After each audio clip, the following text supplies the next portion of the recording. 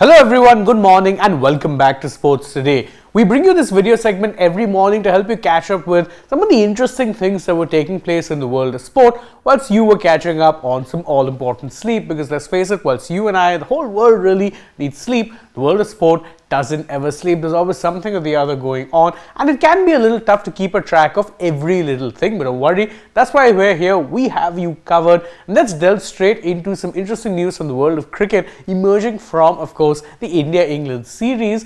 And it doesn't have anything to do with anything on the field. However, it does have to do with something that happened off the field relating to an Ashwin. Now, you remember that Ashwin had left a test midway due to personal reasons. And of course, it was later revealed that those personal reasons was the fact that his own mother ended up collapsing and had to be admitted into the hospital. So naturally, there was plenty of worry there. And now Ashwin has finally opened up and spoken about how it is that skipper Rohit Sharma supported him through that time period and ensured that he could leave the test match midway as easily as possible to be with his family. In his own YouTube channel, he uploaded a video wherein he spoke in some detail about how it is that Rohit said, listen, what are you still doing here at this point in time? You need to go and be with your family. Ashwin then revealed that, there were no flights available at that point in time. The Rajkot airport had already shut. So Rohit, at that point in time, was trying very hard to arrange a chartered flight for him. Eventually, that was something that could be done, but Ashwin further added another story wherein he said that,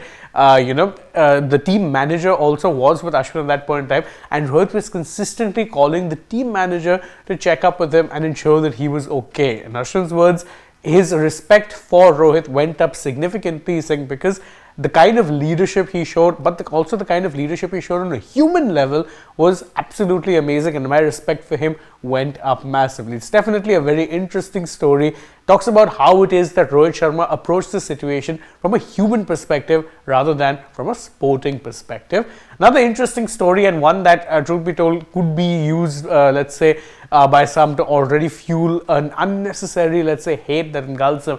Hardik Pandya, his return to MI is something that has divided a lot of opinions, and someone who's again weighed up on that is former India pacer Praveen Kumar. Now, Praveen Kumar, in a video that has gone viral where he's asked questions, said that how exactly is it that a Pandya gets picked? He's almost always injured, hasn't played any cricket up until this point after the World Cup because of the injury, then easily just gets to come back, pick and choose when it is that he gets to play in the IPL, and maybe MI made a mistake. Now, as I said, I'm sure this is something that will be used as fuel, because Hardik, unfortunately, has been the recipient of a lot of hate from a certain section of the fan base, because most of them were unhappy at the fact that Rohit Sharma was displaced as the skipper.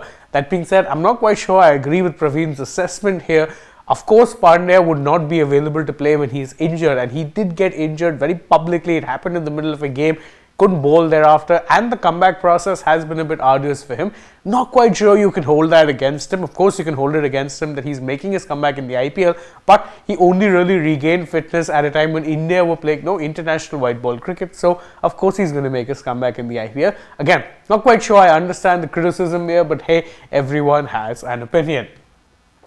WPL news now, and the Royal Challengers Bangalore managed to seal their spot in the WPL playoffs in some style, thanks in no small part to a spectacular all-round show by Elise Perry. Now, Perry ended up taking 6 wickets in the first innings. In fact, she had figures of 6 for 15, and that helped restrict MI to a pretty low total, one that RCB were able to chase down relatively simply. In fact, Perry then, as I said, it was an all-round performance from her. After taking 6 wickets, she then also went on to score an unbeaten 40 that ensured that RCB could very easily chase down the particular target and thus seal their spot in the playoffs. Now there's no more, doubts as to what the playoff spots were. DC and MI had already qualified. RCB only needed a win in this particular game to ensure that they were done, and they got the win, and that's it. They are into the playoffs in 3rd place, which means that they will be at least in the playoff and potentially could be in with a chance of playing the final as well, if of course they win that one-off playoff game. Switching focus now from the world of cricket to the world of football, and this side here, Al Hilal, a Saudi Arabian side that up until a few months ago not many had heard about, but who have been investing a lot, ended up creating a world record when they beat fellow Saudi Arabian side Al Ittifaq in the AFC Champions League. Now, why exactly did they create a record? Well, because Al Hilal have now won 28 straight games on the trot. You heard that right. 28 straight games on the trot they've gone with winning. They're not even drawn. It's not even an unbeaten streak. They've won all of those games, and it is a world record. No team in the history of the sport has got 28 straight games with a victory up until Al Hilal at this point, and it's a pretty noteworthy record. So congratulations to them. Excuse me.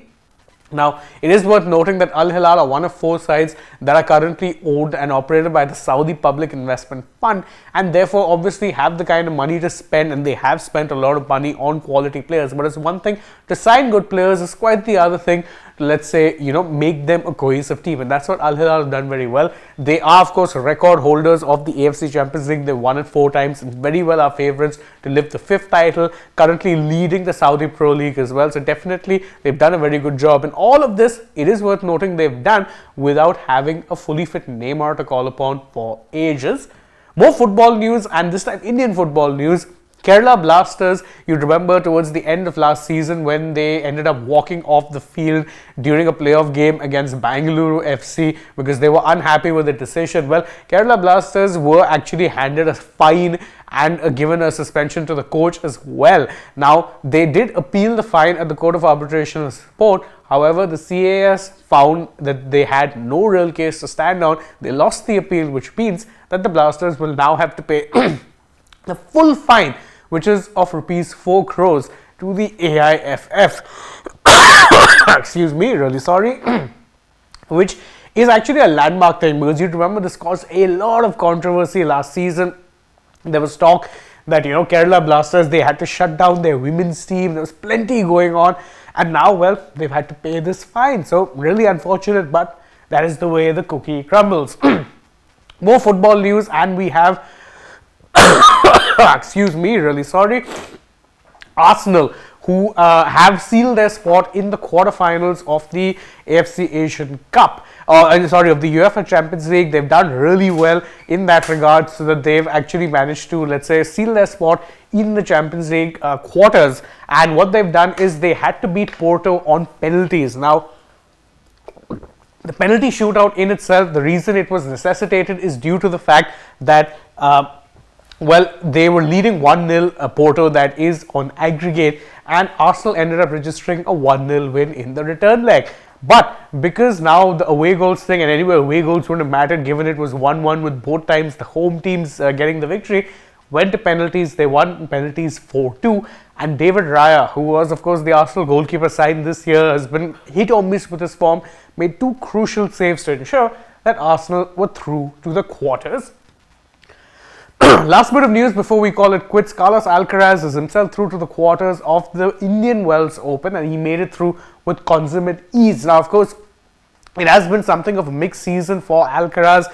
Not exactly been having the best of times in Grand Slams, been having his issues with injuries, but overall you can say it has been a good time so far for him in this edition of, let's say, the Masters. He's done pretty well, and now registered a straight sets victory to make it through to the quarters, showing off his dominant style of tennis, and one would hope that he gets this form, continues this form, given that the French Open is very, very close. And that's it from us from this edition of the Morning Wrap. Thank you so much for joining us. We hope you enjoyed this video, and if you did, don't forget to like this video, share it with your friends, subscribe to the channel, tap that bell, leave us a comment, follow us also on social media. We're on Instagram, Twitter and Facebook. Don't forget to download the SportsTech app, and if you're already on the channel, go ahead, check out some other videos we've done as well, and stay tuned, plenty more coming your way. For now though, from my side, it is goodbye.